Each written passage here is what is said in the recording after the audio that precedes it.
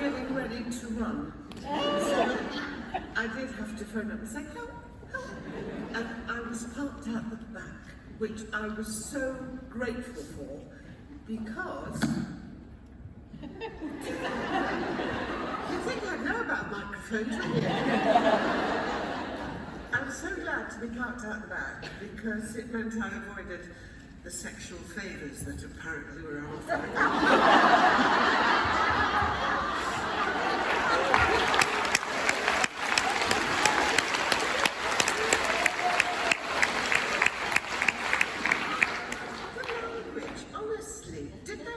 Never tell them that you should use those words in public.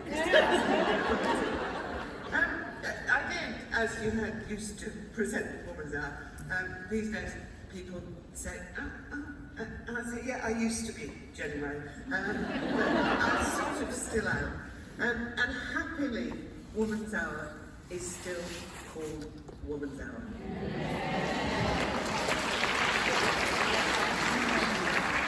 If they dare to change that, I will be there with a gun. I have been quite busy publishing a book this year, which has a slightly strong title. It's called Fat Cow, Fat Chance. And I will just stand up for a minute and say, this is what 13.5 stones looks like. Before I had the surgery, I weighed 24 stones. And I'm not afraid of the word fat. I was fat. I still am a bit. I quite like to keep a bit of plumpitude so that my face doesn't collapse. But the reason I was so angry about the fat chance thing was I'd be walking in the park with my little chihuahuas, and two blokes, it was always blokes, never, ever, ever did this come from a woman, never. And they'd walk past and go, oh, fat cow, wouldn't go there, would you? For which, on the whole, I was immensely grateful. And I just thought, how dare they behave like that? So, you know, I'd be driving along in my little Mini and some bloke would drive up alongside me and again, ugh, fat cow. And then I went to a conference about obesity because after I lost half my body weight, I became very interested in obesity, why it happens to some of us, why it doesn't happen to others. And I went to this conference and a young Irish, most people call them bariatric surgeons, I call them metabolic surgeons because the metabolism is really what it's all about. And he stood up and he said, has anybody noticed, you know, we have hate crime. If you call somebody out because of their sex, their gender, their race, and he listed all these things up. And he said to this audience of people, all very interested in obesity, what's missing from that list? And the whole room just went, oh my God, obesity. It seems it's perfectly all right to say whatever you like to somebody if they're fat. Well, it's not all right.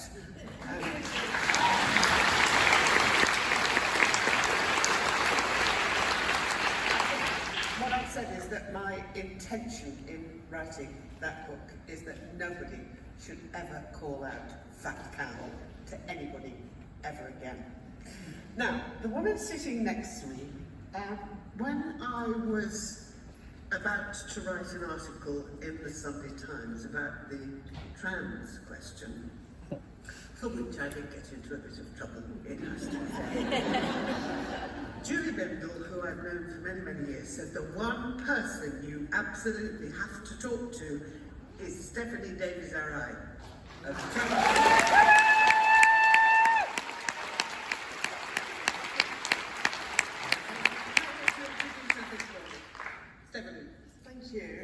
Amazingly brilliant, and I'm especially delighted to be introduced by Jenny Murray, who was the first high-profile, famous person to call me after I set up Transgender Trend, and we had a lovely chat. And a very innovative one from my perspective. And then you left the country.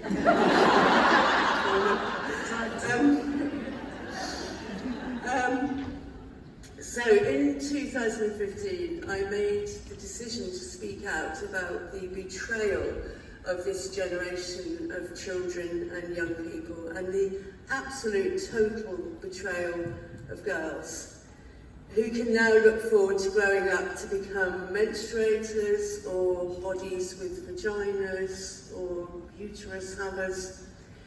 And I was concerned about two areas, education and health, and the harms to children of this generation, of the gender ideology that's infiltrated both of those areas. And it was anger about what we're doing to children that was the motivation to start Transgender Trend. I think people think I'm very measured and reasonable, but it was fury, absolute pure fury, and then the inability to remain silent about it. Because this generation has been subjected to a really harmful social and medical experiment. We've taught children to move away from reality, to reject reality, and to believe that feelings in their heads are real. You shouldn't lie to children. So I was thinking about what I wanted to talk about today, and I thought actually I'd like to entertain you with a story of my 6 years of activism. Transgender Trend is a success story, and I think it's really important that we celebrate those successes. It's been a success in some ways that I never imagined, and in some ways that I did try for. And I really want to talk about what it was like when I started out and where we are now, because it's a huge difference, and we've made such gains, even though sometimes it doesn't look like it. And I think it's very, it's good to celebrate and to recognise, particularly now I think, what gains we have made over the last 5 or 6 years. I was thinking I'd like to inspire other people to do what I did, and I'm not sure if I do really. I'm a bit wary about how brave and how strong women have to be honest. I don't think I was brave or strong when I set up Transgender Trend. I think I was, perhaps the word is headstrong. I don't think I thought it through. I didn't know how big it would become. So I think there's a huge pressure on women. Why should we have to be brave to speak up about harms to children? Why should we have to be so brave and strong to defend the rights of women and girls? I was just, and I am, a really ordinary woman who happened to have a laptop and could write words. And I think now, you know, I'm very aware, you know, what's been happening to Kathleen Stock. Why should any woman have to be strong enough to put up with the bullying that you face if you do speak out? So, you know, be inspired by what I've done or don't be, it's absolutely fine. What I do want to talk about is the snowball effect and the importance of taking small steps within your own capacity. So I thought it was a small step, setting up the website, setting up the organisation. And I was, at the time, one organisation speaking up for children. And now there are loads of organisations, some of which are here today. You know, there are parent support groups now, there are detransitional support groups, organisations for schools, Safe Schools Alliance are here today. Organisations of professionals, therapists, counsellors, social workers, and that's along with all the brilliant grassroots feminist organisations fighting for the sex-based rights of women and girls. So that's in 6 years. It was Transgender Trend. Now, I couldn't count them. I set up a useful links page on the website in about 2017, 2018, and I think I had Women's Place and Fair Play for Women on there. And now, I can't update that page fast enough, and this is just organisations in the UK.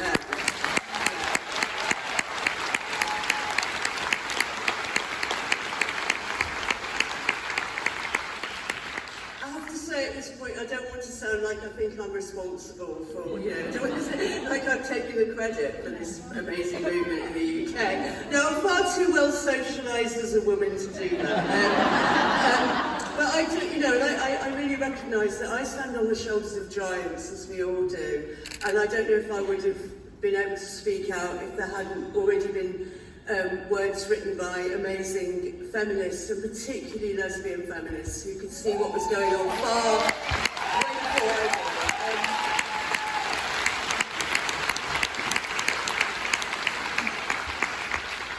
I'm actually talking of those lesbian feminists. It was after a Philia conference back in 2015. I hadn't yet set up the website, been working on it that year, and one of the prominent lesbian feminists, Angela Wilde, contacted me and asked me to meet up with a group in this squatty little cafe somewhere near where the Philia conference was in 2015. And I met up with a group of women. There was Sheila Jeffries was there, Leanne Timmerman was there, amazing, brilliant women. And they were supporting me to set up the website. And when I look back, I think that was really important. We set up an email group, and Julia Long was in that group as well, who I already knew, and who's here, I think.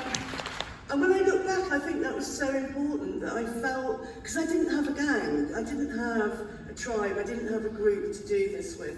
And I think that was really, really important for me, to know that there was this group of women right behind me, right, you know, supporting me. And it was Julia Long who set up and organised the Thinking Different conference in London in 2016. That was the first time I spoke publicly on this issue, and I really remember it because I'd written, you know, I'd spent weeks writing my talk, and then I couldn't see it when I was standing at the lectern, so I had to wing it. But it was such a fantastic conference, and again, all of these, you know, made such a difference to be able to talk freely.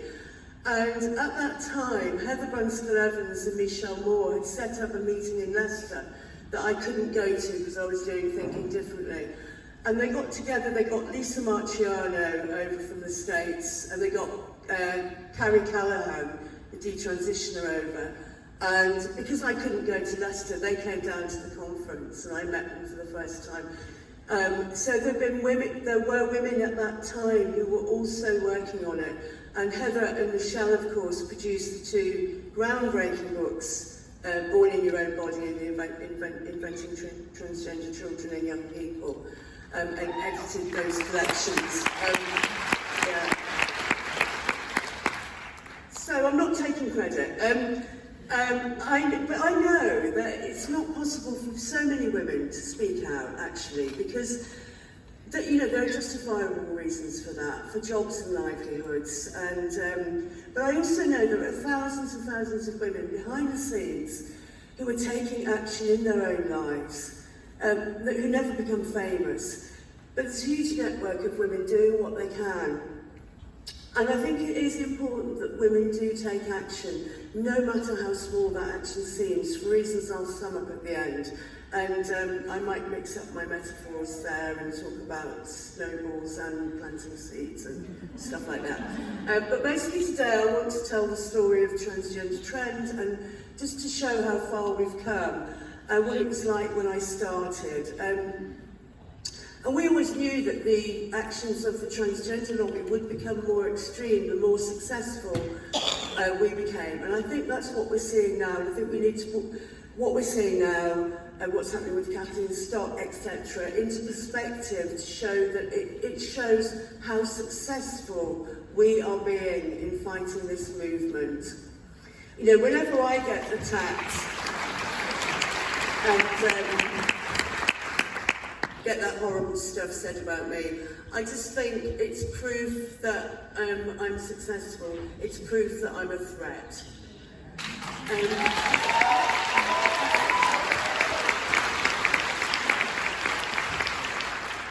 So I had two basic aims when I started. One was to provide an evidence-based resource for parents who were only finding propaganda online at that time. And the other aim was to be a voice of challenge in the media, because at the time there were all these stories about happy and brave transgender children coming out and their brave parents supporting them, and there was no balance, there was nobody speaking, questioning that. And I knew I wouldn't be contacted by the media because I was just an anonymous nobody. I knew it had to be an organisation with a snappy name to be able for the media to find me, and I put out press releases. And it worked really, really quickly. In fact, I started a page on the website called In the News. Absolutely delighted whenever I got invited on to do something or comment of mine was in a newspaper. And I had to stop that page really quickly because there was so much, I just couldn't keep updating it quickly enough. So I was in every newspaper. My comments were in every newspaper. Any story about trans children, there was a comment from me. Except The Independent, I have to say. And The Guardian did take quite a long time. I was on BBC local radio stations. I was on TV news on all channels, Woman's Hour, Today programme. So I was everywhere. It was like I was the one person in the country that was opposed to the transitioning of children. And I worried a bit about that. Now, of course, there are loads of spokeswomen. It's brilliant. But in 2016, I even appeared on Newsnight in discussion with Susie Green, CEO of Mermaids. I think I won that because then they started saying no debate.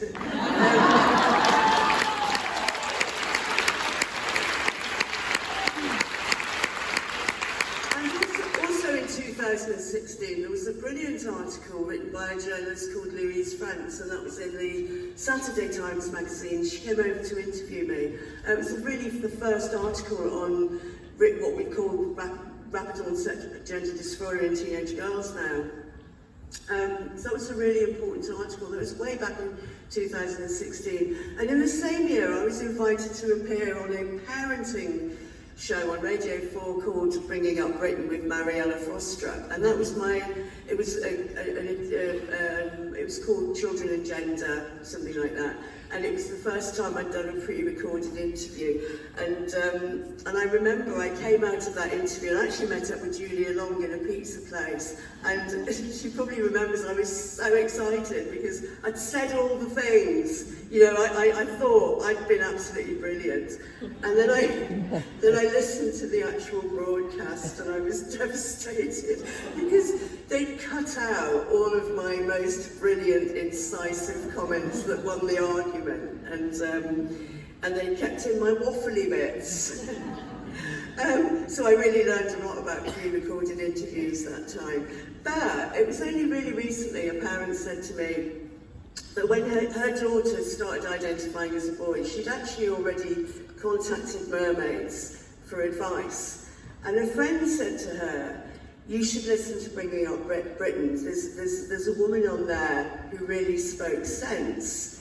So this mother listened to that edition of the programme, and she began to research further, and then she contacted me.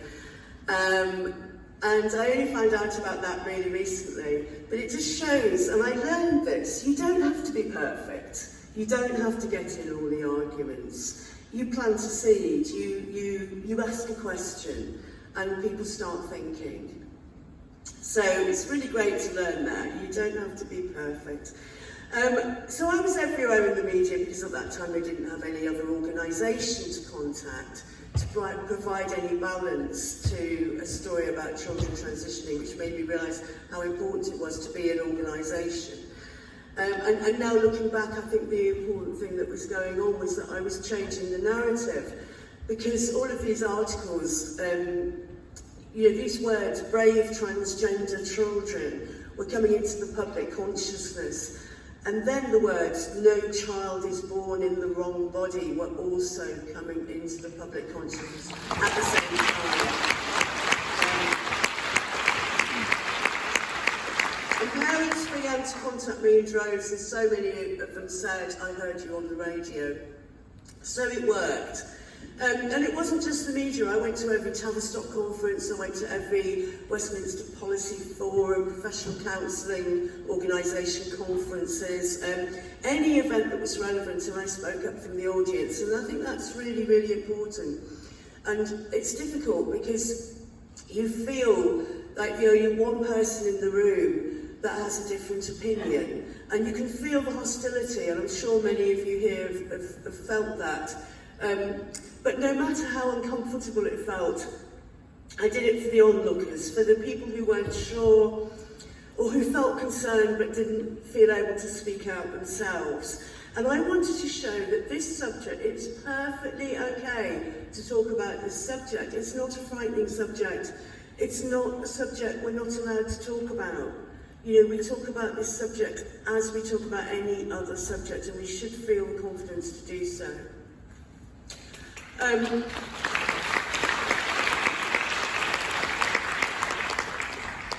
Also, when I set up the website, I made a very hopeful page called Professionals Speaking Out.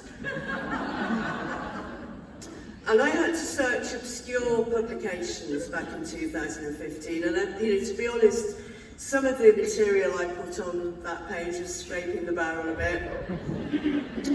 And now look, over the past 2 years, I can't update that page quickly enough, so I apologise if it's out of date, because there's just so much. There are so many articles of professionals speaking out.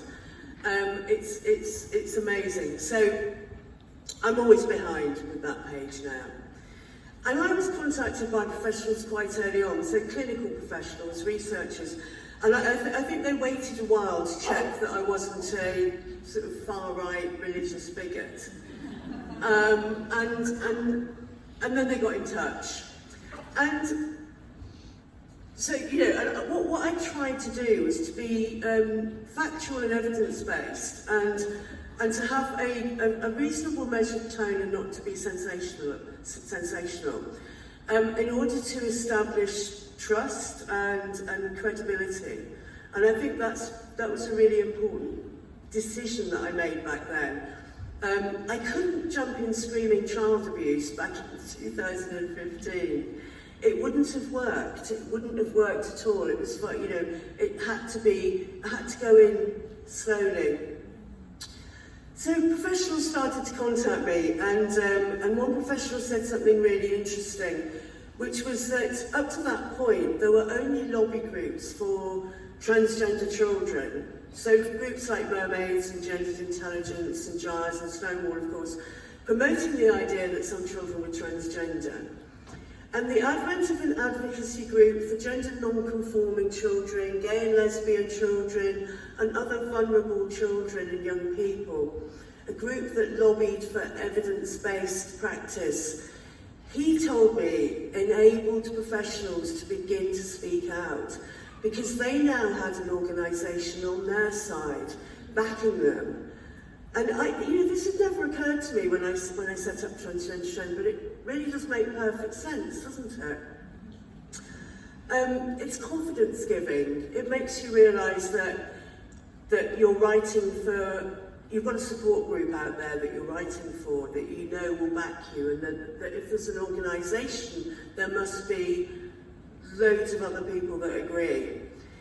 And I really remember the first article that was published in the British Medical Journal by Margaret McCartney.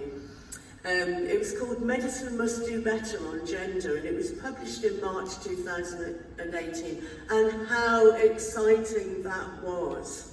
She was a Tavistock clinician.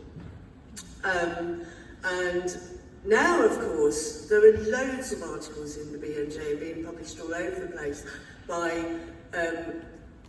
clinicians, psychotherapists, psychiatrists, ex-Tavistock clinicians everywhere.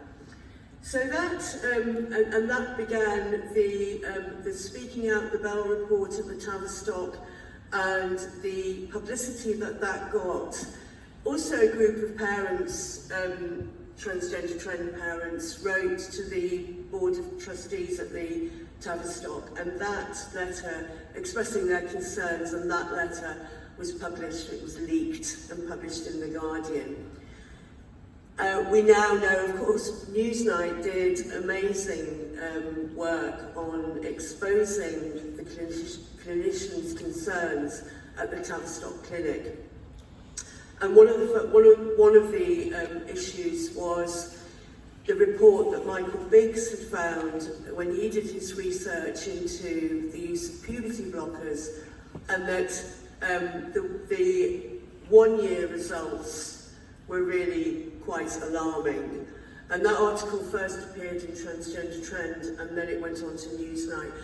So the publicity grew and really exploded into puberty blockers, the use of puberty blockers, and the medical transition of children. So that's health. In terms of education, if there was one thing I wanted to do really quickly, it was to produce alternative schools guidance. And I'm a great believer in putting things out into the world, putting objects out into the world that take up space. Real things that you can hold. And I think when you've got a physical, tangible object, it has a power. And so if you come over and see us at the stall, because we've got a lot of schools guides and books now. But I worked on the Transgender School Guide over 2017, and my feeling was there were organisations that had produced transgender inclusion schools toolkits. And I was an organisation, and I could do that too. And I worked like mad to get it out ahead of the Equality and Human Rights Commission planned National Schools Guidance, which was due to be published in March 2018. And I finally managed to get the Transgender Trend Schools Guidance out in February. And I thought that was a really bad time because it was half term. And I thought Mumsnet parents will all be on holiday, it'll just die a death. And it was quiet for the first few days actually, and then it just exploded on Twitter. So there were calls to ban it, bin it, shred it. Lily Maynard wrote a brilliant blog about that. And in fact, thanks to Stonewall, who put out a statement saying that it was deeply damaging, the Schools Guide got so much publicity, so thanks to Stonewall.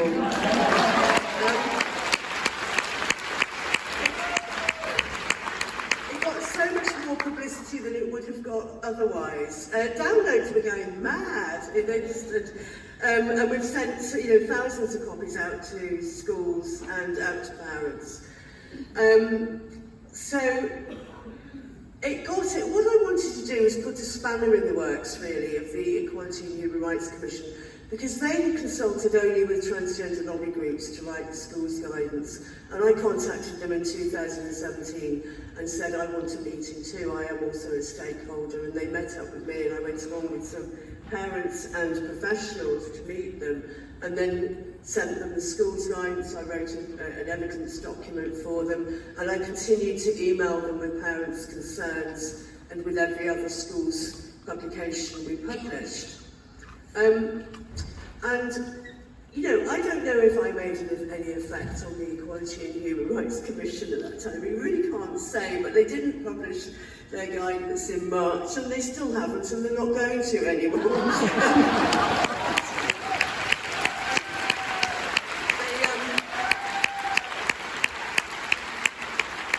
They want the government to do it now. And I think there were many factors behind that, but I like to think I played a small part.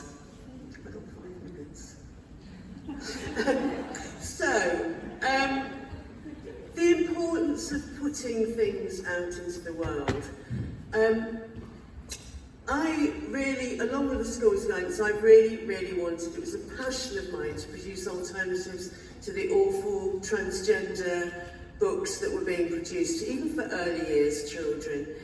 And, encouraging the youngest children to believe that they may have been born in the wrong body. So, My Body Is Me by the amazing Rachel Williams.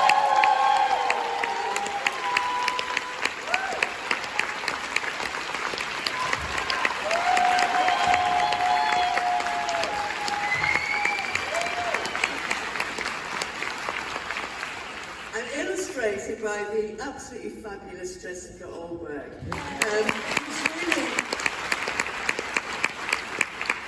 It was like a dream come true. I met up with Jessica and we were talking about ideas for the book. And my ideas of the text for the book were so boring when I look back. And then Rachel just pops up with this amazing rhyming couplets, just perfection, and just blew everything out of the water that I was thinking of. And it was so sort of pedantic and boring. And so it was just, you know, and I do think when you start something and when you speak out, you attract similar people. And one thing I absolutely, you know, just brilliant about Transgender Trend is that I've attracted the best people.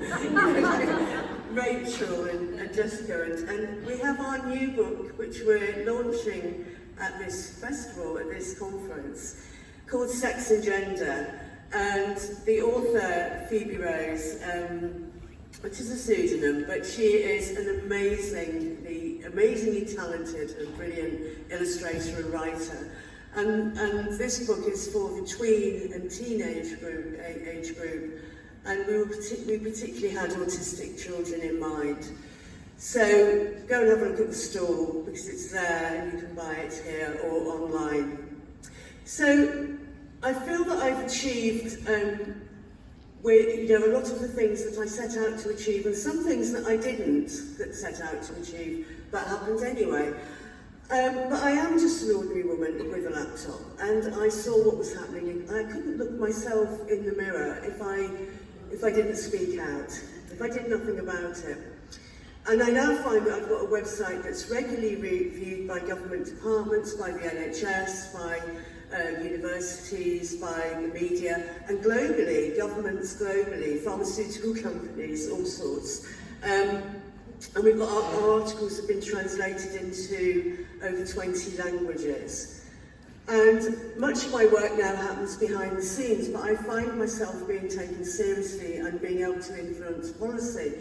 After all the years of facing hostility, things have really, really shifted.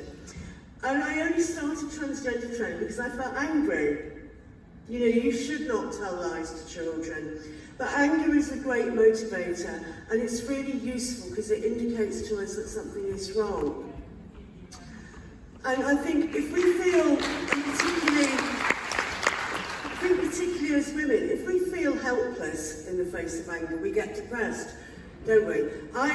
You know, whenever I feel like giving up, I remember that if I wasn't doing anything about it, I would feel worse.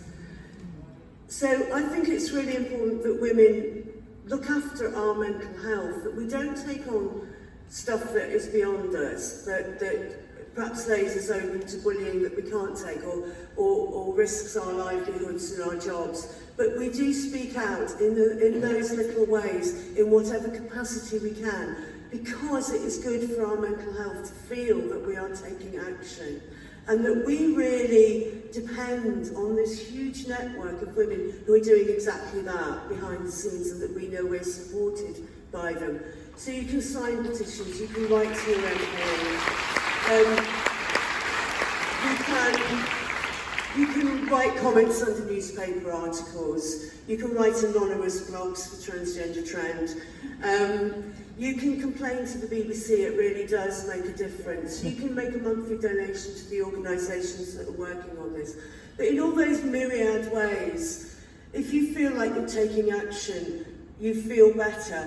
And this is what I think has been happening in the UK, that so many thousands of women are working on this in their different ways. And so this is the message I want to send today, really. In a world where today, where the very word woman is being erased in language, in policy, I think we face an existential crisis, and I do worry about women's psychological health. We should not have to be brave, we should not have to be strong. I'm not, but I do believe in taking action in whatever way that we can, because I do think it's preventive of that awful feeling of helplessness that can lead to depression, and we must look after ourselves. So I want to say, if I can do this, so can you. We can all take those small steps. We can all plant seeds, start snowboards rolling, and each of us in our own way, I believe, can move mountains. Thank you.